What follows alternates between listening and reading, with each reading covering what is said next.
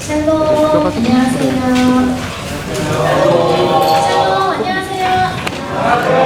반갑습니다. 여러분들 오늘 수련회 나오시느라 너무너무 고생 많으셨어요. 오늘부터 한 주 동안 계속 비가 온다고 해가지고 오시는 길에 계속 비가 내리셨을 텐데 어떻게 기대하는 마음으로 수련회 나오셨나요? 네! 하나님 만날 준비 되셨나요? 네! 좋습니다. 그러면 우리 오늘 말씀 본문을 한번 같이 찾아보도록 하겠습니다. 오늘 말씀 본문은 요한 1서 4장 9절에서 10절 말씀입니다. 요한 1서 4장 9절에서 10절 말씀입니다. 다 찾으셨나요? 네, 아직 다 못 찾으신 분이 있는 것 같아서. 네, 다 찾으셨다면 우리 말씀 구절 한번 같이 보도록 하겠습니다. 다시 다 같이 큰 소리로 합독하여 읽도록 하겠습니다. 시작! 하나님의 사랑이 우리에게 이렇게 나타나셨으니 하나님이 자기의 특별을 세상에 주시는 그로 말미암아 우리를 사랑하셨으라. 사랑이 어디 있으니 우리가 하나님을 사랑한 것이 아니요 하나님이 우리를 사랑하사 우리 죄를 성령에 위하여 거룩으로 우리와 그를 구하셨습니다. 아멘. 오늘은 요한일서 4장 9절에서 10절 말씀을 가지고 사랑은 여기 있으니 제목으로 여러분들과 함께 말씀을 나누려고 합니다. 여러분, 이번 수련회의 주제가 뭔지 아시나요? 네. 맞아요. 그러면 이번 수련회의 표어가 뭔지 아시나요? 복음에 있는 사랑을 센스가 좋으시군요. 우리 핸드북을 한번 펼쳐보시고요. 겉표지에 이번 수련회 표어가 적혀져 있어요. 우리 큰 소리로 한번 같이 읽어볼까요? 시작! 복음의 대로 살고 주님의 삶을 결단하라. 맞습니다. 이번 수련회의 주제가 바로 그것입니다. 오늘 첫째 날은 만남의 은혜, 둘째 날은 성장의 은혜, 셋째 날은 선교의 은혜라는 주제로 여러분들과 함께 만남, 성장, 선교의 흐름으로 수련회를 진행하게 되었습니다. 오늘 첫째 날은 만남의 은혜라는 주제이니만큼 여러분들과 함께 살아계신 우리 하나님, 지금도 우리와 함께 하시는 우리 하나님의 사랑이 무엇인지 말씀을 통하여서 함께 알아보고자 합니다. 오늘 말씀은 요한 사도가 쓴 말씀인데요. 요한 사도는 하나님의 사랑이 우리에게 나타나신 바 되었다라고 말씀하고 있습니다. 9절을 함께 보시면서 들어주세요. 하나님의 사랑이 우리에게 나타낸 바 되셨다 한다는 것은 무슨 뜻입니까? 하나님의 사랑이 어떻게 우리한테 나타나죠? 이 말씀은 하나님의 사랑이 우리의 눈에 보이는 모습으로 우리에게 보여지게 되었다는 뜻입니다. 어떻게 그렇게 되었나요? 하나님은 그리고 왜 그분의 사랑을 그냥 말로만 성경에 적혀져 있는 글씨로만 우리한테 가르쳐 주시는 게 아니라 우리의 눈에 보이는 방법으로 우리에게 나타내셨을까요? 우리 9절 말씀을 한번 같이 보도록 하겠습니다. 우리 큰 소리로 한번 읽어볼까요? 시작! 하나님의 사랑이 우리에게 이렇게 나타나셨으니 하나님이 자기의 특별을 세상에 주시는 그로 말미암아 우리를 살리려 하시니라. 아멘. 하나님이 자기의 사랑을 우리에게 이렇게 나타낸 바 되셨다라고 말씀하고 있습니다. 그런데 그 나타내신 방법은 바로 하나님이 자기의 독생자를 세상에 보내신 것이라고 말씀하고 있습니다. 여러분, 하나님의 독생자는 누구이신가요? 바로 맞습니다. 예수 그리스도입니다. 예수님은 어떤 분이시죠? 우리와 같이 육신이 있고 만질 수 있으며 함께 대화도 할 수 있고 같은 경험을 공유할 수 있는 우리와 같은 사람으로 이 땅에 오신 분입니다. 왜 하나님은 그렇게 눈에 보이는 예수님을 통해서 자기의 사랑을 우리에게 보여주려고 하셨을까요? 그것은 바로 우리는 눈으로 보지 않고서는 정말 참된 사랑이 무엇인지 제대로 알 수 없기 때문입니다. 제가 가지원이었을 시절에 저희 가지장님들이 전도 모임을 굉장히 열심히 하셨어요. 저희 가지원 시절을 아시는 분이 여기 있지는 않겠죠? 네, 저희 윗 가지장님들이 전도 모임을 굉장히 열심히 하셨는데 어때요? 여러분들도 캠퍼스에서 전도 모임 하시나요? 네. 어떤 식으로 하고 계세요? 혹시 생사 전도 하고 계시는 분? 한마대가 손을 들었어요. 역시. 네, 왜냐면 저분이 저랑 아주 오랫동안 본 분 같거든요. 네, 생사 전도라는 것을 되게 열심히 했었는데요. 지금 여러분들은 캠퍼스에서 퀴즈 전도를 많이 하고 계신 것 같아요. 맞나요? 네, 저도 퀴즈 전도를 해봤는데 간식도 나눠주고 재밌는 게임을 통해서 복음을 전하니까 저 가지원이었을 때랑은 다르게 사람들이 막 알아서 찾아오더라고요. 제가 가지원이었을 때는 둘씩 짝지어서 모르는 사람한테 다짜고짜 가가지고 저기 인상이 좋으시네요 라고 하지는 않고 저기 혹시 잠깐 시간 괜찮으세요? 저 어디 기독교 동아리에서 나왔는데요. DFC라는 기독교 동아리에서 나왔는데 잠깐 하나님의 복음에 대해서 전해드리고 싶어요. 이렇게 복음을 전해야만 했습니다. 근데 제가 가지원이었을 때 이 전도 모임에 처음 갔을 때 제 기분이 어땠을 것 같아요?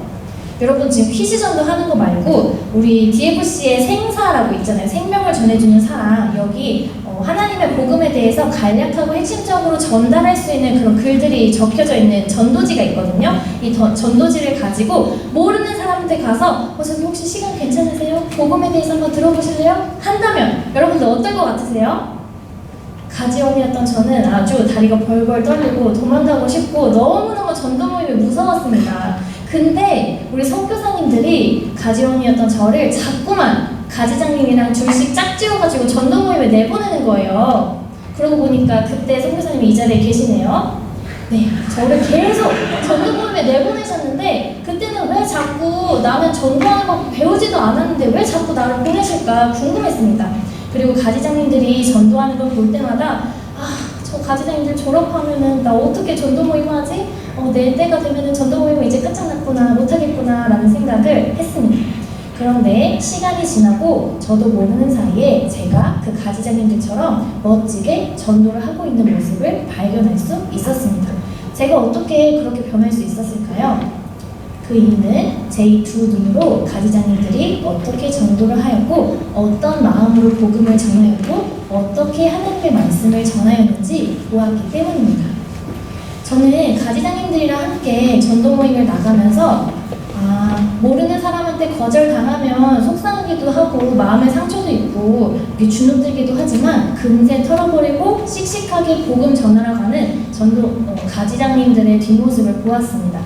그리고 둘씩 짝지어서 전도 모임을 간다고 했잖아요. 한 사람이 복음 전하고 있을 때 그 옆에 서서 조용히 눈을 감고 그 사람을 위해서 중보기도 해주는 그런 가지장님들의 모습을 보았습니다.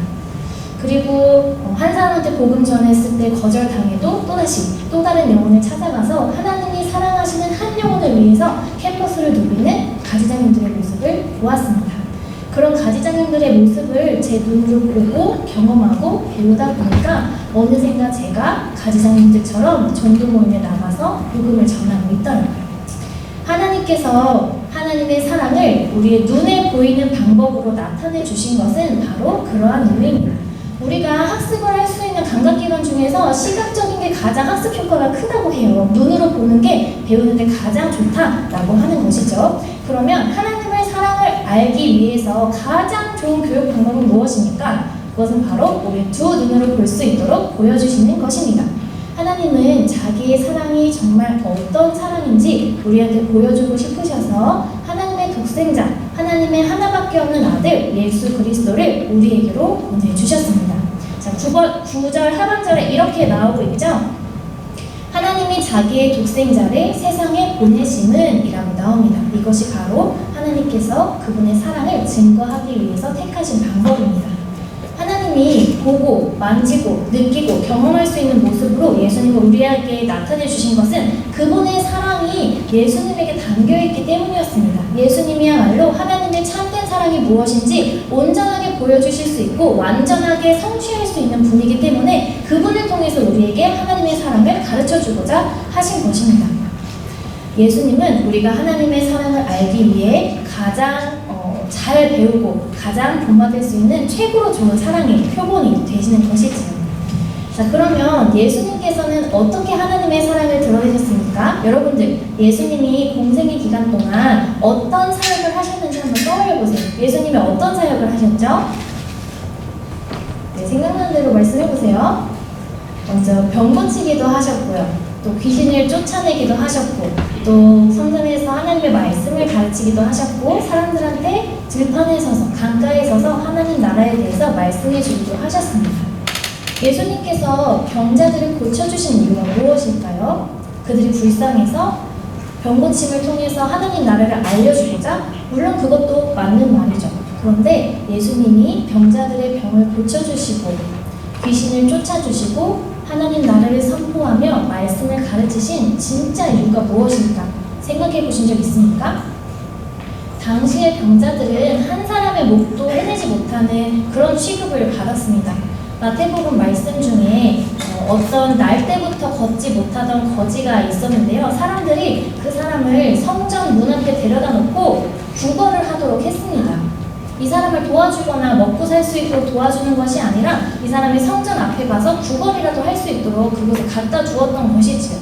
이 사람의 취급을 보면은 사람으로서 취급받는 게 아니라 어떤 물건처럼 다뤄지는 것 같기도 합니다. 이처럼 병자들은 당시에 사람처럼 취급받지도 못했던 사람들이지만 예수님께서 이들의 병을 고쳐주신다면, 이들이 가지고 있었던 어려움을 해결해 주신다면 어떻게 될까요? 이들의 삶은 말 그대로 예수님을 통해서 구원받게 되는 것입니다. 예수님께서 이들의 병을 고쳐주시고 귀신을 쫓아주시고 말씀을 가르치셔서 하나님 나라를 선포하신 것은 하나님의 사랑이 그들을 향해 있기 때문이었습니다. 물론 하나님 나라를 증거하고 참된 하나님이 어떤 분이신지 알려주기 위해서 그렇게 하신 것도 있지만 예수님께서는 하나님이 사랑이시기 때문에 그들의 삶을 구원하기를 원하고 계시기 때문에 그들을 사랑하시기 때문에 병을 고쳐주시고 귀신을 쫓아주시고 그리고 하나님 나라를 선포하시며 말씀을 가르치신 것이지요. 우리 성경책 혹시 있으시다면 우리 말씀 한 구절 같이 찾아볼게요. 마태복음 22장 37절에서 39절 말씀입니다. 마태복음 22장 37절에서 39절 말씀입니다. 다 찾으셨나요? 함께 큰 소리로 읽어보도록 하겠습니다. 시작!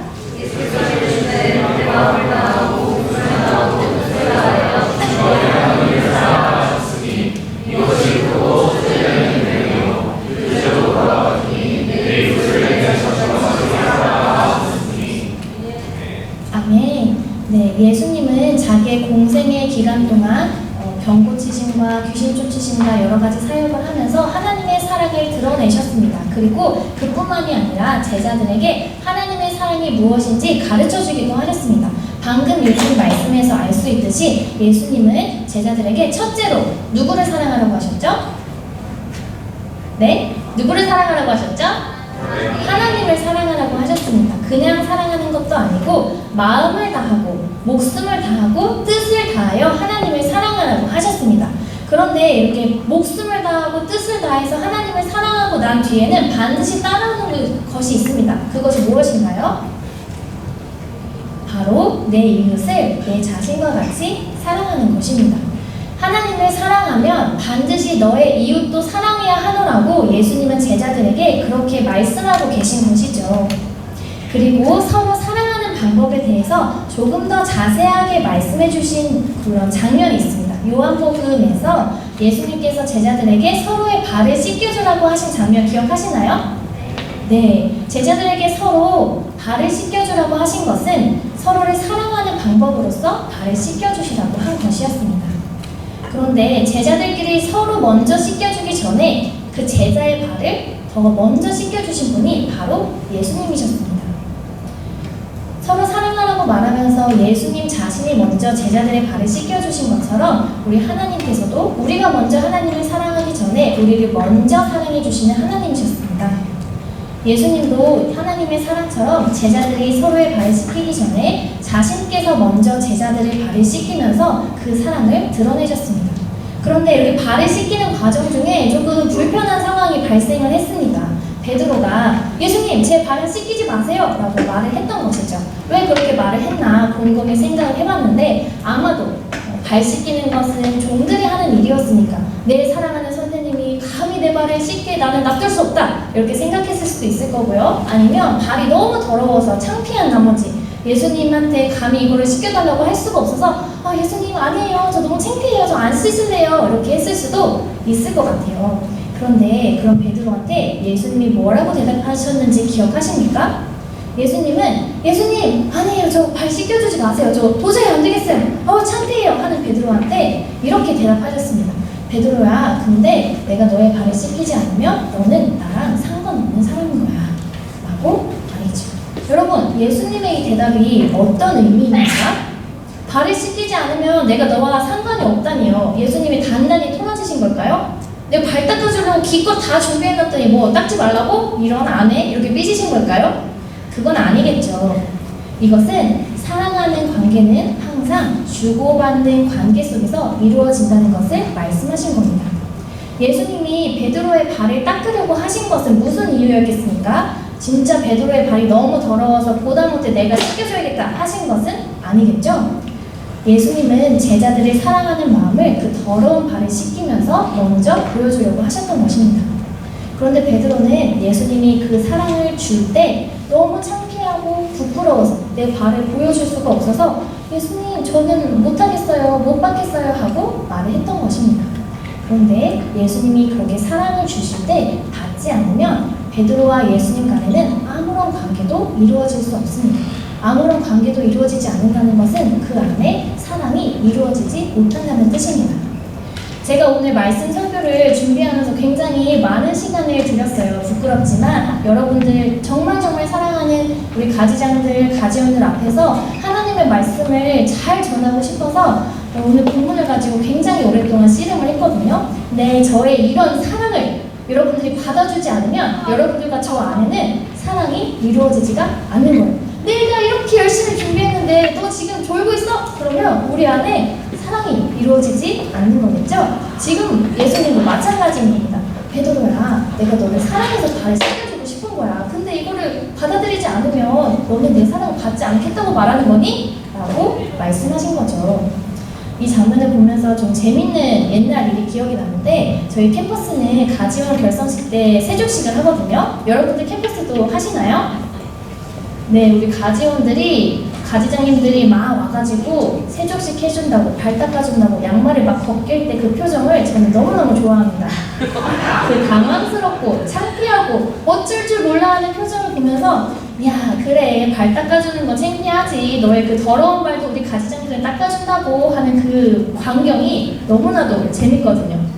여러분들도 다 그런 세족식을 겪으셨다면 우리 가지장님이 내 발 닦아주는 거 조금 창피했지만 마음속에 그래도 좋은 마음이 들지 않으셨나요? 우리 가지장님이 나를 이렇게나 사랑하시는구나 하는 그런 경험을 여러분들 하셨을 것 같습니다. 베드로와 예수님의 이 장면에서도 똑같은 일이 일어났던 것입니다.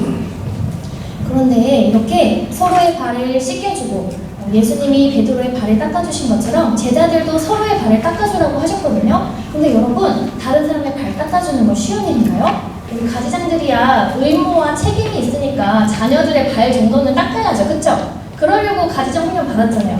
책임감에 할 수는 있는데 우리 옆에 있는 우리 동기 가지장들 한번 보세요. 아니면 우리 왼수 같은 우리 선배 가지장들 한번 보세요. 이 사람들 발 닦아줄 수 있어요? 아, 너무 사랑하니까 당연히 닦아줄 수 있죠. 우리는 서로를 사랑하는 것이 너무나도 어려운 존재입니다. 발 닦아주는 거 민망해서 못해. 서로 사랑하는 거 남사스러워서 못해.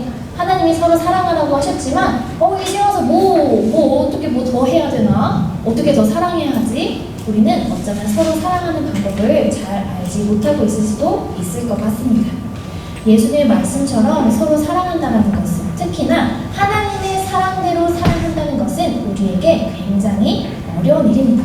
그렇기 때문에 하나님께서는 우리 눈에 보이는 방법으로 예수님을 보내주신 거예요. 여러분들 지금 우리 캠퍼스를 한번 떠올려 보세요. 우리 캠퍼스 안에 사랑이 가득한가요? 어때요? 여러분들 표정을 좀 읽어봐야겠는데요. 우리 캠퍼스 안에 우리 충신 DFC에 DMG DFC에 우리 그쵸? 소중한? 죄송해요. 네, 두부 그룹에 사랑이 가득하신가요? 아멘인가요? 너무 훌륭합니다. 그런데 우리 공동체 안에 사랑이 없다면 그것은 매우 이상한 일이 아닐 수 없습니다. 하나님이 사랑이신데 그 하나님을 믿는다는 사람들끼리 모였는데 우리 사랑하고 있는 거 맞나? 나 옆에 있는 사람 사랑하나? 제대로 섬기고 있나? 우리 안에 그 하나님의 사랑이 잘 이루어지고 있나? 돌아보아야 할 타임입니다. 그리고 만약에 그 사랑이 우리 안에 없는 것 같다면 우리는 누구를 보고 배워야 하느냐? 누구를 보고 배워야 할까요?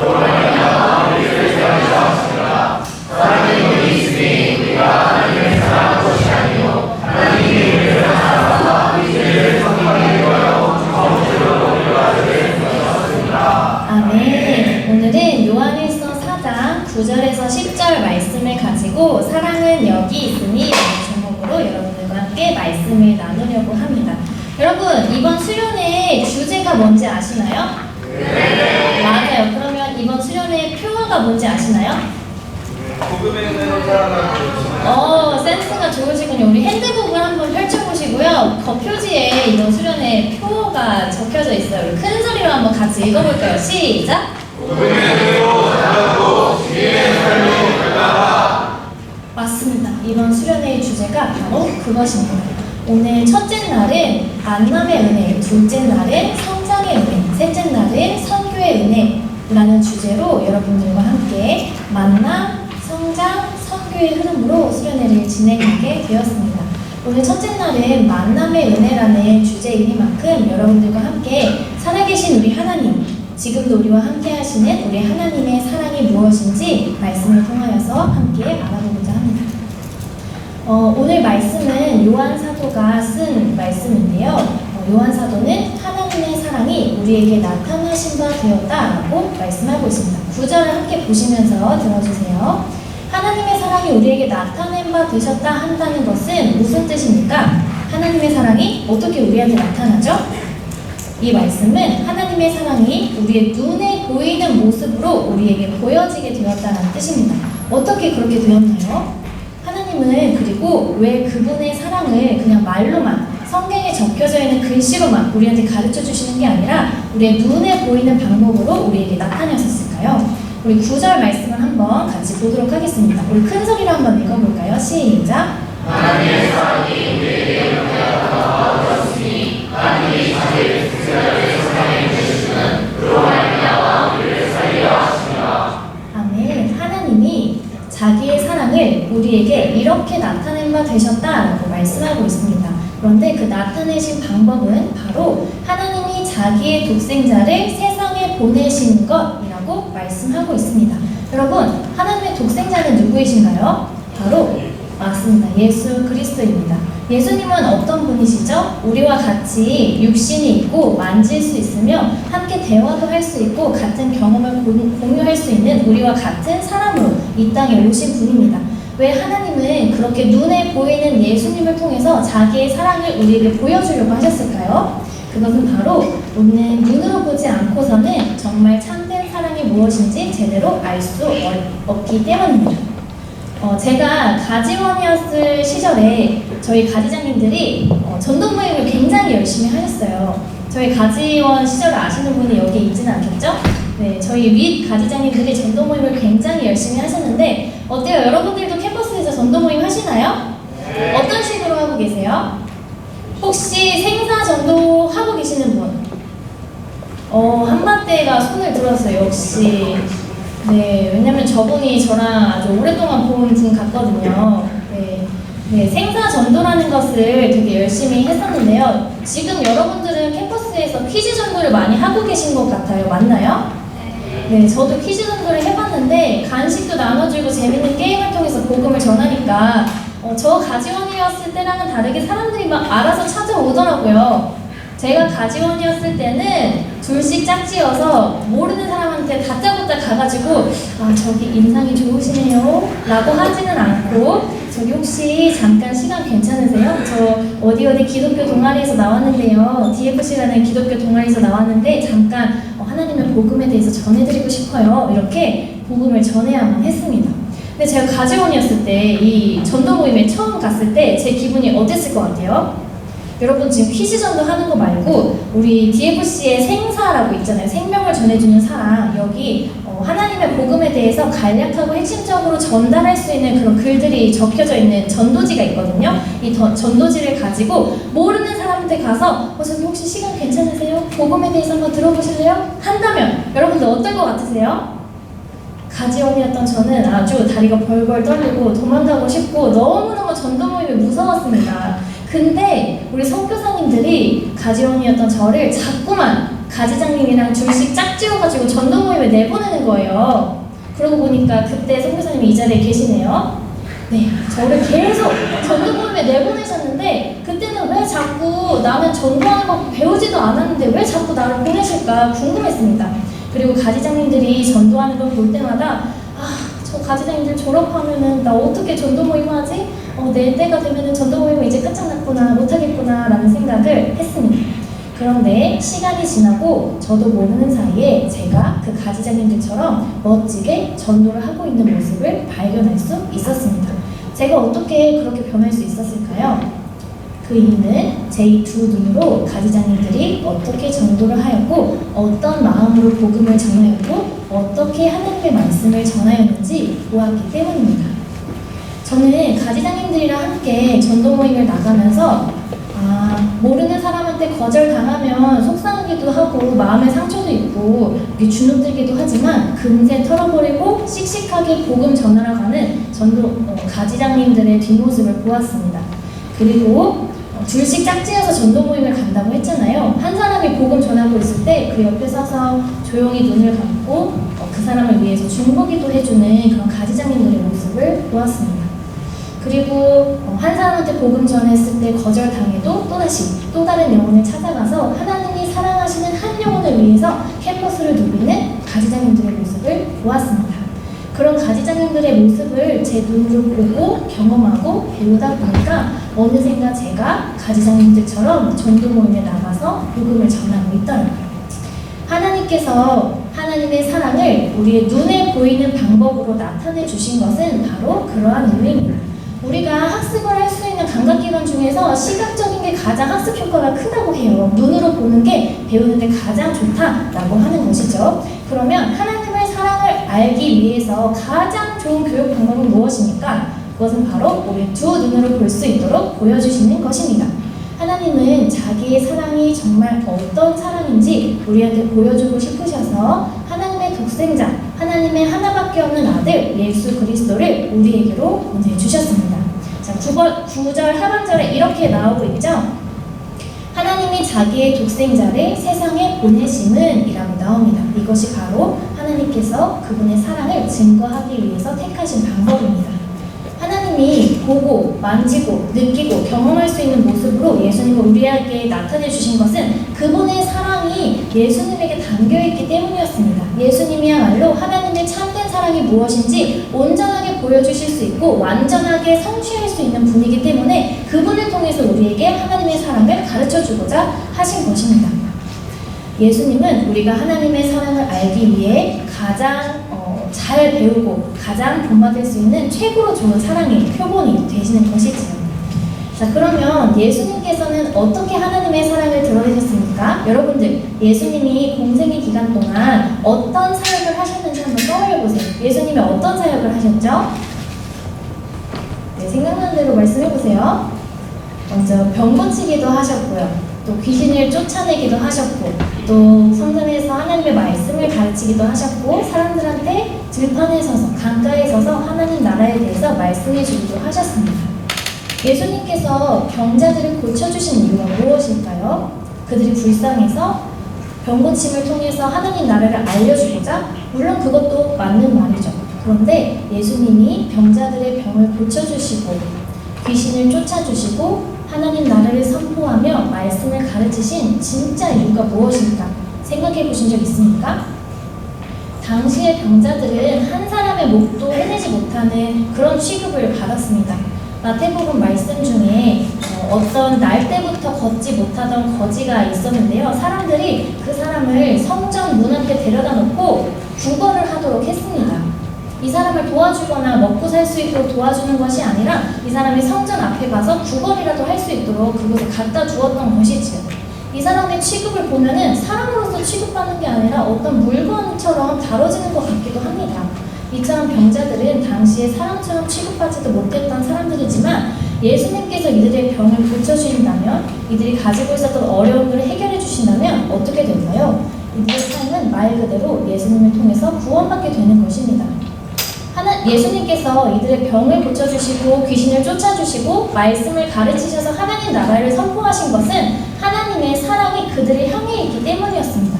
물론 하나님 나라를 증거하고 참된 하나님이 어떤 분이신지 알려주기 위해서 그렇게 하신 것도 있지만 예수님께서는 하나님이 사랑이시기 때문에 그들의 삶을 구원하기를 원하고 계시기 때문에, 그들을 사랑하시기 때문에 병을 고쳐주시고 귀신을 쫓아주시고 그리고 하나님 나라를 선포하시며 말씀을 가르치신 것이지요. 우리 성경책 혹시 있으시다면 우리 말씀 한 구절 같이 찾아볼게요. 마태복음 22장 37절에서 39절 말씀입니다. 마태복음 22장 37절에서 39절 말씀입니다. 다 찾으셨나요? 함께 큰 소리로 읽어보도록 하겠습니다. 시작!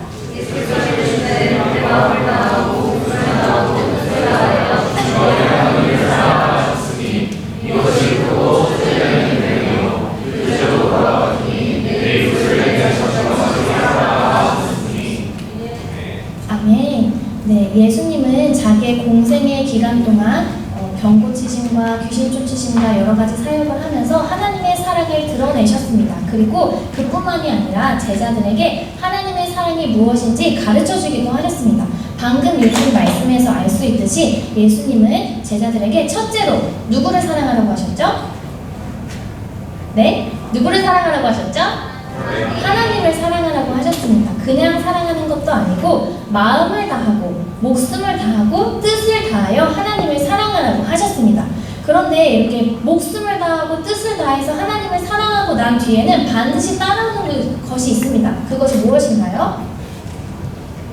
바로 내 이웃을 내 자신과 같이 사랑하는 것입니다. 하나님을 사랑하면 반드시 너의 이웃도 사랑해야 하노라고 예수님 찾아오신 사랑이셨습니다. 독생자를 주셔서 우리를 위하여, 우리의 죄를 속하시기 위하여 화목제물로 드려진 그런 사랑이었습니다. 4장 19절 말씀을 보시면 우리가 사랑하면 그가 먼저 우리를 사랑하셨습니다 라고 말씀을 하셨는데요. 우리가 서로 사랑할 수 있는 것은 우리를 먼저 사랑하는 하나님의 사랑을 받았기 때문입니다. 내가 사랑하기 어렵다면 여러분 이번 수련회에 오셔서 이번 기회에 하나님께 한번 기도해 보시기를 바라겠습니다. 하나님, 저도 사랑을 하고 싶은데 성경에서 말씀하시는 그 사랑이 뭔지 잘 모르겠어요. 그런데 오늘 이 시간 하나님의 그 사랑을 저에게 보여주시고 제가 그 사랑을 받기 원합니다 하고 한번 구해보시기를 바라겠습니다. 예수님이 베드로에게 내가 너의 발을 씻겨야 네가 나와 상관 있는 사람이야. 네가 나의 사랑을 받아들여야 네가 나와 상관 있는 사람이야 라고 말씀하신 것처럼 하나님도 이 시간 오늘 이 자리에 여러분들을 찾아오셔서 너희들이 내 사랑을 받아야 너희가 내 자녀가 되는 거야. 나는 너를 기다리고 있어. 내 사랑을 받아주겠니? 하고 부르실 때 그 하나님의 사랑에 응답하시고 그 하나님의 사랑을 받아들이시고 믿으시는 여러분들 되시기를 간절히 소망합니다. 자, 오늘 말씀의 결론입니다. 오늘 말씀을 통해서 하나님이 자기 사랑을 어떻게 나타내셨는지를 우리가 함께 보았는데요. 하나님은 사랑 그 자체이시며 우리를 먼저 사랑하셨고 예수님을 통해서 그 사랑을 이루셨습니다. 오늘 만남의 은혜라는 주제로 수련의 첫째 날을 보내고 있는데요. 여러분들께서 오늘 첫째 날이지만 마지막 날 못지않은 뜨거운 열정과 기도로 그 살아계신 하나님의 사랑, 먼저 찾아오신 하나님의 사랑을 만나는 날 되시기를 간절히 소망합니다. 기도하겠습니다. 사랑이 많으신 하나님 감사합니다. 오늘 이 시간 저희에게 첫째 날 연휴 예배로 함께할 수 있게 해주시니 감사를 드립니다. 하나님 매일 한순간 하나님 아버지께 간절히 기도하며 살아계신 아버지를 만날 수 있도록 구하게 하여 주시옵소서. 그리고 또한 우리가 부르짖을 때 살아계신 하나님, 사랑의 하나님, 우리를 먼저 찾아오시는 그 하나님을 신뢰하고 하나님을 마음속으로 믿으며 받아들일 수 있도록 도와주시옵소서. 우리 안에 사랑을 부어주시고 우리가 기준이 되는 사랑이 아니라 하나님이 하시는 사랑 그 자체를 우리가 닮아가고 실천할 수 있도록 축복하여 주시옵소서. 사랑이 많으신 우리 주 예수 그리스도의 이름으로 기도드립니다.